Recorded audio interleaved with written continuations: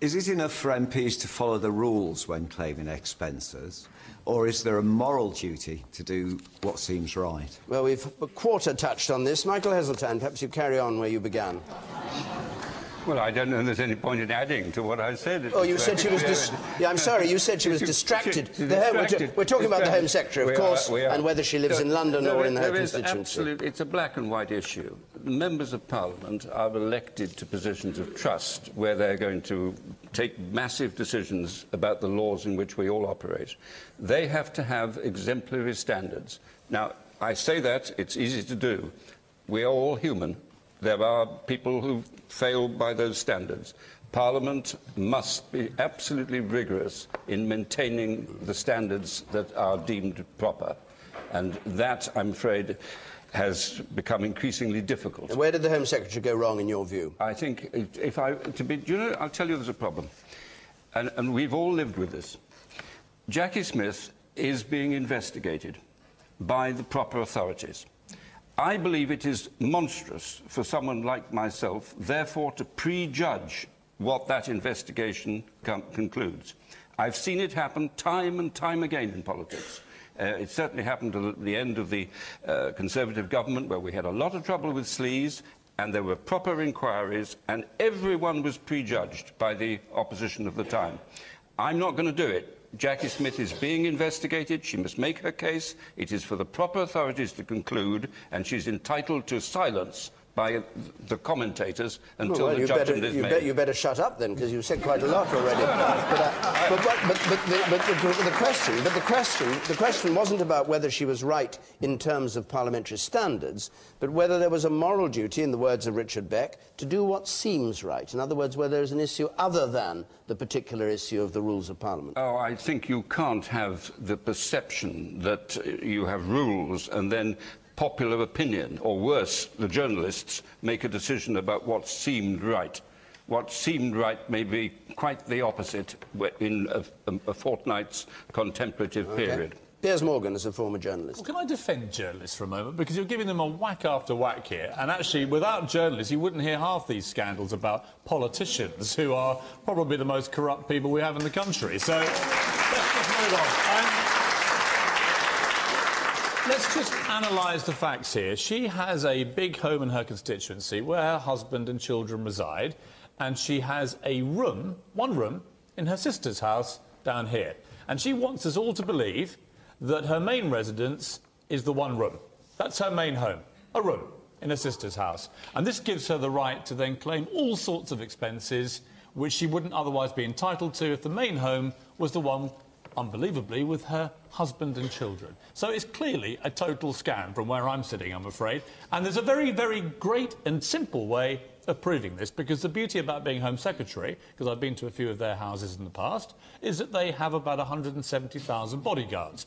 Those bodyguards will know every single second of Jacqui Smith's movements in the last, well, however long she's been Home Secretary, and it will take, I would imagine, about 5 minutes for them to produce a ledger which will tell us where she has been every single second. And if they produce that tomorrow, there's no reason why they can't, we can establish where her main home is. And I can tell you where it'll be. It'll be the one in her constituency, and that's why we haven't seen that paperwork. Sorry. OK. You, sir. The man in the third row. You're in the third row, yes. Yeah, I don't really care which is the primary residence. £116,000 seems an awful lot of money. The average price of a house in the UK is £168,000. In 2 years, she can buy a house. No, it's outrageous. It is over 5. It's over 5 years. It's over a period, yes. Yeah. You, sir. Yeah, I'm not normally kind to politicians, but I'm afraid it has become sort of fashionable recently to attack MPs on expenses. And the key thing in this matter is that the Home Secretary has asked for advice.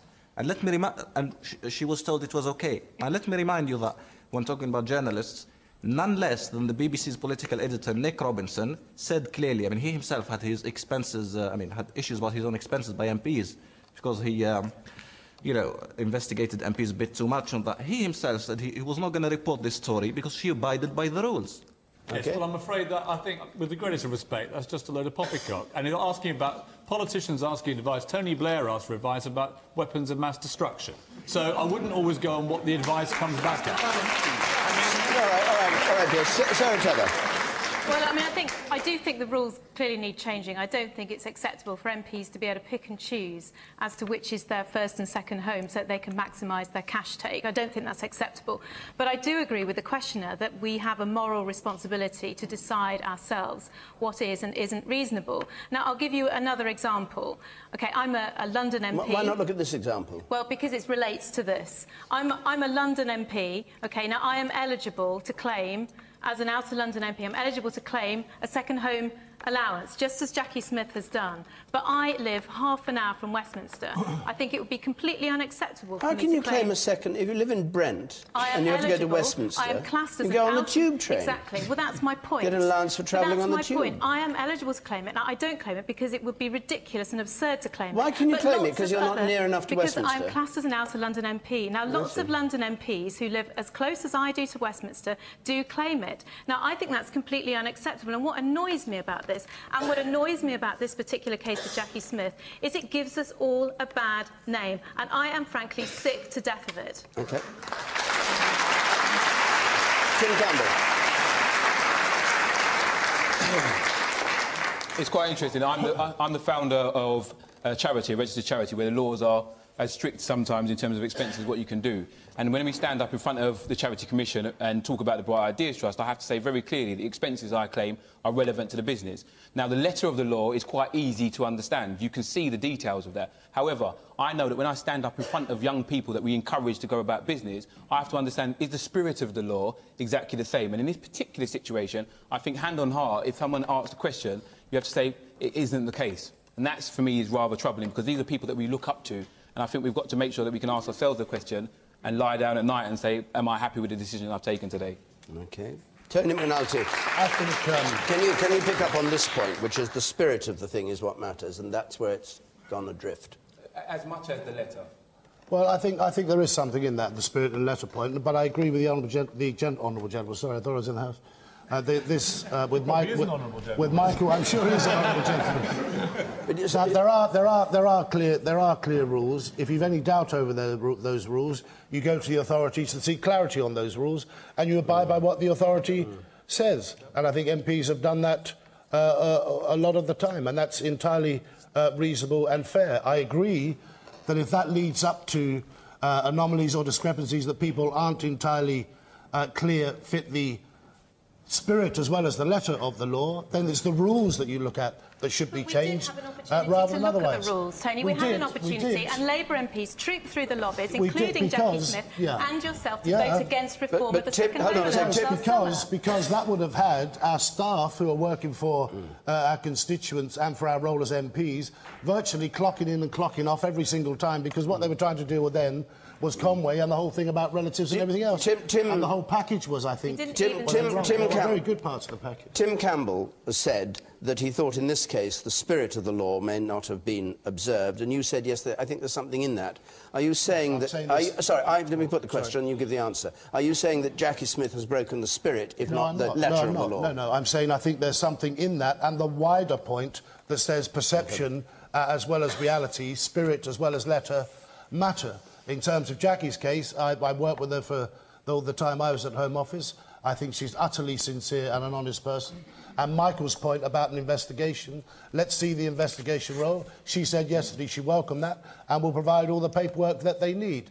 Let's not really hang people out to dry before they've had their day in court, to go back to the first... One point from you, sir, and the spectacles there and the short sleeves. I work from home. I overlook Jacqui Smith's sister's house for a week. Oh, sorry, a year. Brilliant. I work from home. My desk and my living room overlook the security guards for 1 year. She was probably there for a third of the time. I never saw her family. I never saw her kids.